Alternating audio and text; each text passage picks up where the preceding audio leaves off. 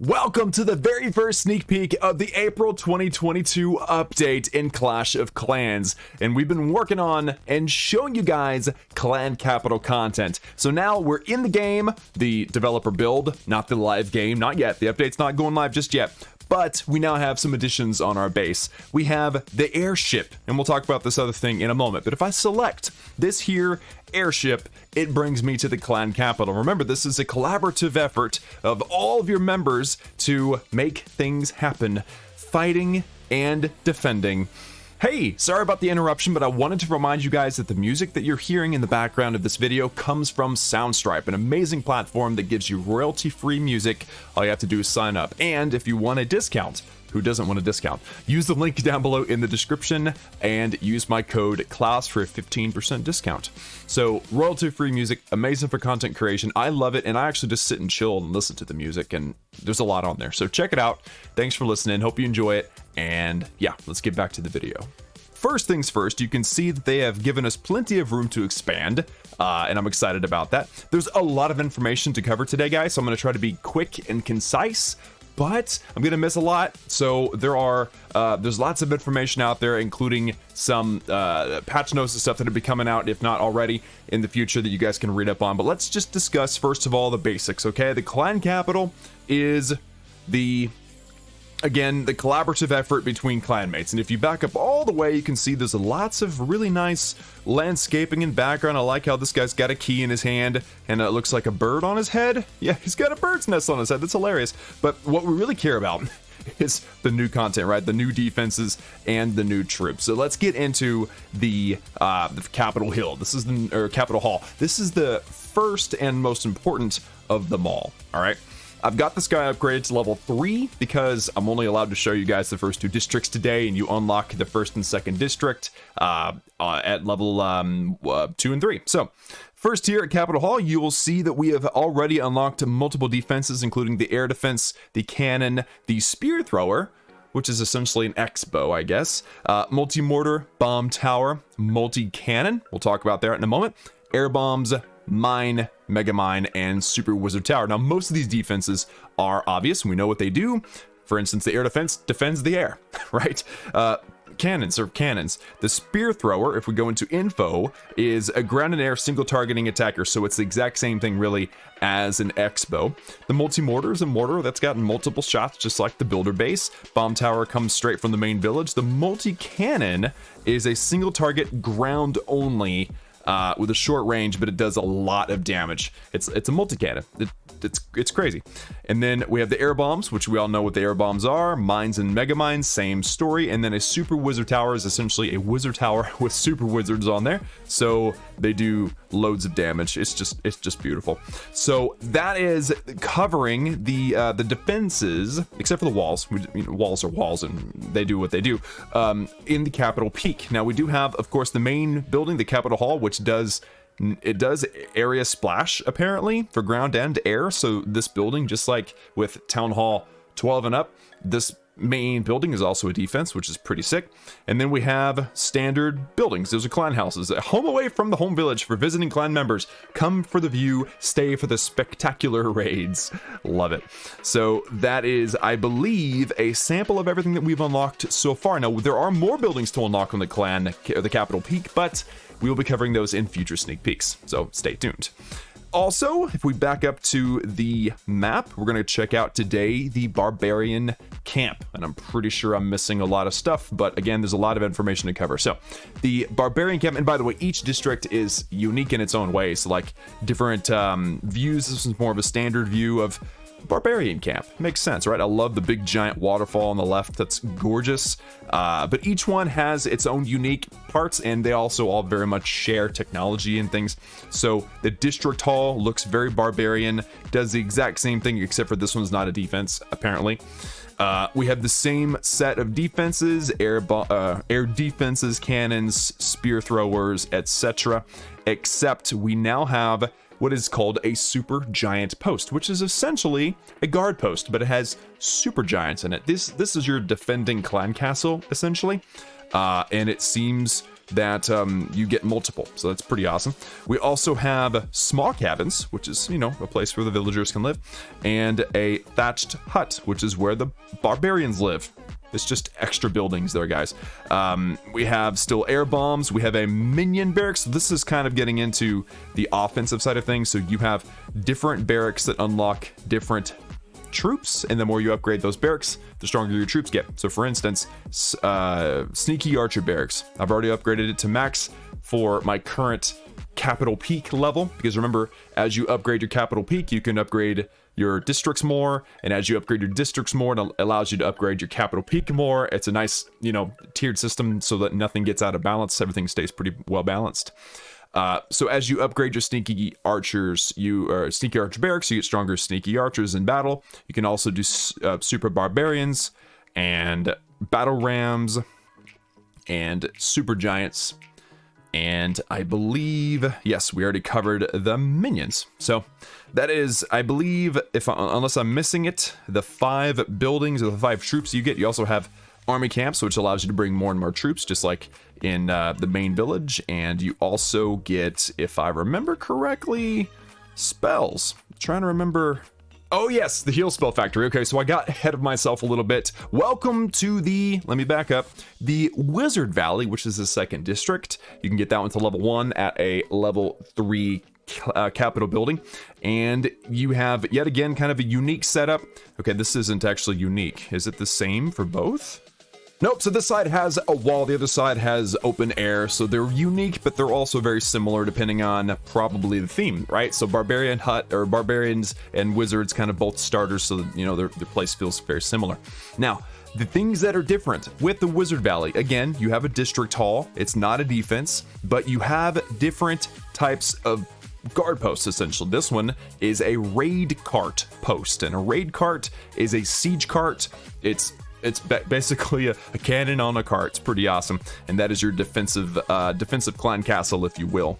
You also get another one, so you get 2. You get a heal spell factory, so you can actually use heal spells once you've unlocked the Wizard Valley, which is pretty awesome. So heal spells are always useful, and you get to begin using super wizards with your super wizard barracks. And of course, there's more to be unlocked on both of these districts as you go forward. But of course, this is where we are now. You also get a spell storage, or like a spell factory, where it determines how many spells that you can actually store. So kind of it all works together. We just have a whole new set of words to learn, and different buildings look different now. There's your multi-cannon still, your spear thrower, your cannon, the air defense, etc., etc. So you can only go so far, but you still have a lot of themes that are very similar between all 3 of the districts. So you can see on top of my screen, I've got a lot of what is called capital gold. I've got more than the max just because I needed it to make some things happen for the video, since again, this is the developer build. But the way that you get capital gold, because capital gold is what you use to upgrade your stuff. Let me go back into the capital peak and show you. So to upgrade the capital hall, I would hit upgrade, and I can contribute whether I have all the gold I need or partial.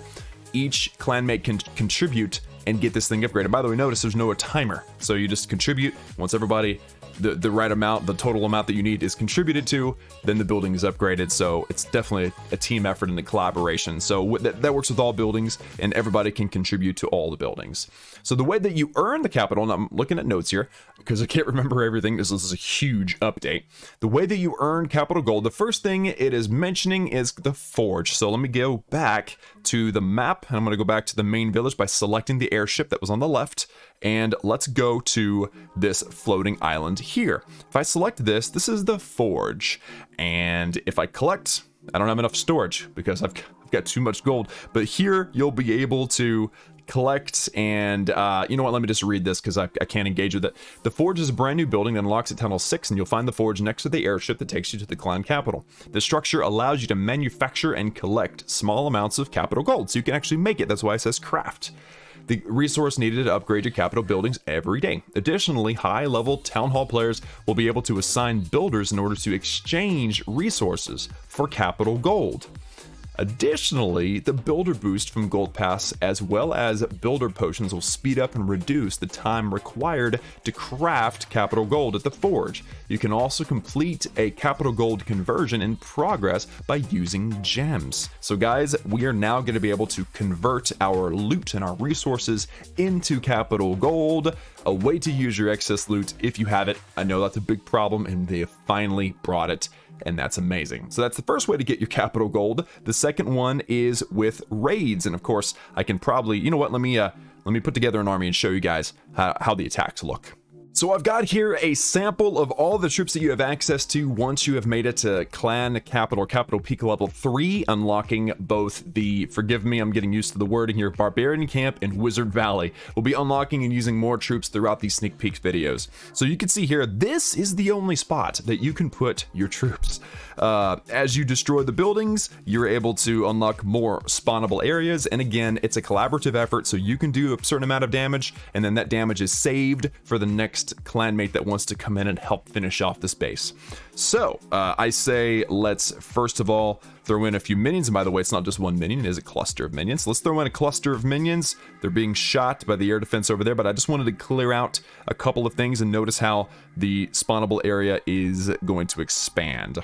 So I wanted these guys to clear me out a little bit so I can focus target some defenses, because this is kind of a deadly spot. This was my demonstration location, so we will jump in here in just a moment. These guys are doing a fantastic job, and these two are trying. They just have far less numbers, so maybe I can help them out a little bit. Let's throw in a super barbarian. I just tried to throw a troop into the wrong spot, but that's all right. The super barbarian will do a great job of helping out the minions, clearing out this corner so that I can target some of these defenses here and show you guys what it looks like when they do their job. So notice I've got a heal spell as well. And if I deployed, oh, and I've got a limited amount of time. So you know what? Let's get in here. Battle ram, start working on the walls. I'm gonna get my giants in there. You know what? I'm just gonna like throw everybody in. Why not, right? There's the heal spell. So everybody's attacking around. I can see the super multi-cannon is firing off really, really fast. There's also the oh my goodness, what is that thing called again? The main building is shooting at me as if it's like an Eagle artillery or something. That is brutal, bro. Just absolutely brutal. And notice that multi-cannon had a ton of hit points. I didn't notice that until just now. Yeah, that was brutal. Super Wizard Tower doing a crazy amount of damage. Good thing I've got that Super Wizard and a heal. So there you go. And let's see. Oh, the Mega Mine destroyed my last Super Wizard. That was brutal. Okay, so I have completed 60% of the attack, or 60% of the base. These minions are still circling around the entire base, and there's really nothing to stop them. Yeah, because this bomb tower is not going to target air stuff, so these could technically go all the way around, meaning that whenever my clanmate attacks, all they would have to do is deal with these defenses in the middle, so they can have like a more direct, and the walls will be destroyed for them, and they'll be able to deploy their troops anywhere inside of this, inside of the light spawnable area, which is pretty awesome. I'm pretty confident that we won't have the time to destroy all of this. We might, you never know. I mean, you know, minions can surprise you, especially if they're raged, angry minions, right?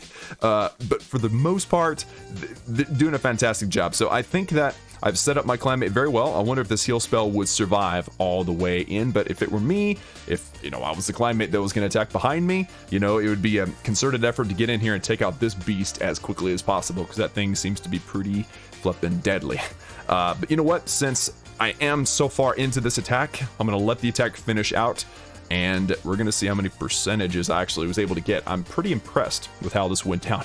So in the meantime, okay, there you go, 86%. This is like a corner hut now, so whoever attacks this next, they're going to be upset with me because they may forget that thing, and it'll be a 99% 2-star.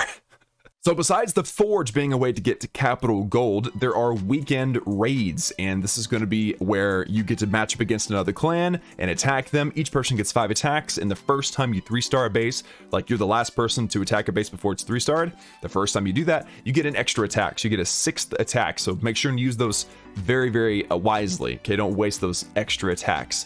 And of course you get gold for doing that. There will be season challenges and special events that will give you extra gold as well, so be watching for that. So when you decide to upgrade the Capital Hall, you will unlock a whole bunch more stuff. So for instance, you'll be able to come over here and select one of these ruins and rebuild it. And if you're able to, you'll be able to. It'll let you do it. If it doesn't, then it'll tell you, oh, your Capital Hall needs to be a little bit higher. And that's how you're going to continue to expand your capital peak and your districts, etc., etc.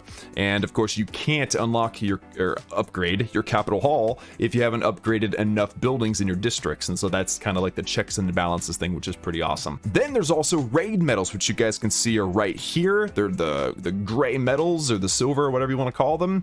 And raid medals are the second new currency being introduced in the Clan Capital update. You can earn these medals by participating in capital raids. Raid medals are received at the conclusion of a raid, and the amount of medals you receive is dependent on how many districts were destroyed, as well as how well your own capital was able to defend against enemy attacks. So that's really important. Like, you can't just be good at attacking, you also have to develop your base and your defenses, which is super important.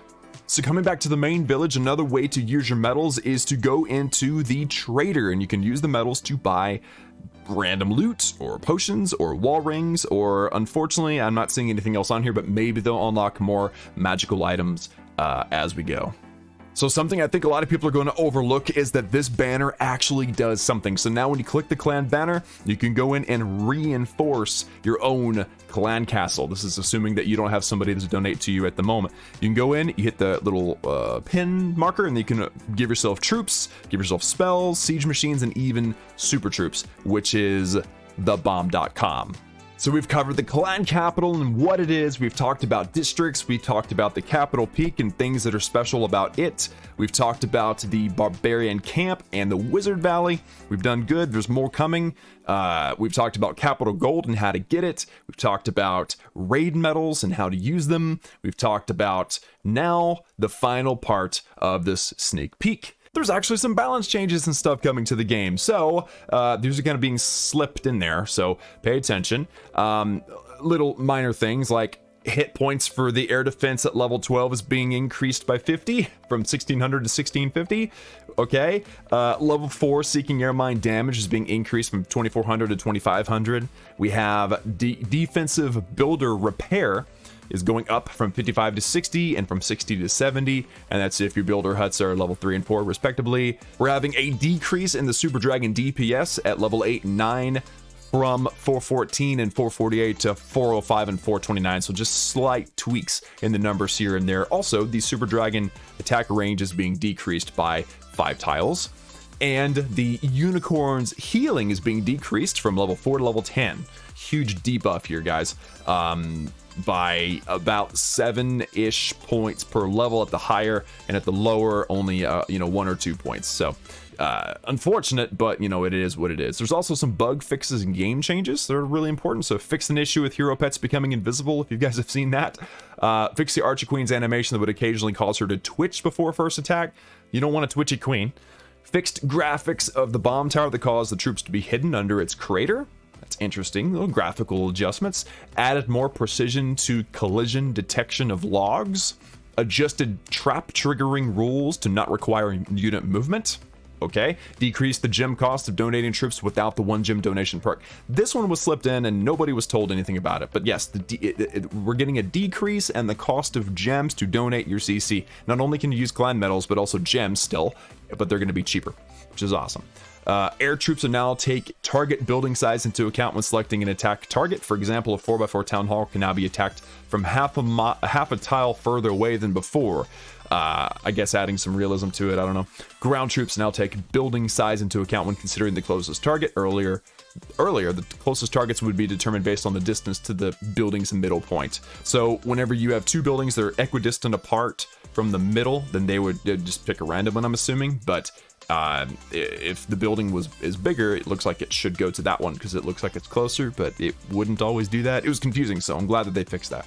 So that's the end of my notes, guys. I promised that I would try to go quickly, but my recording is long, so I'm assuming the video is going to be long too. That is a kind of like a first look at Clan Capital.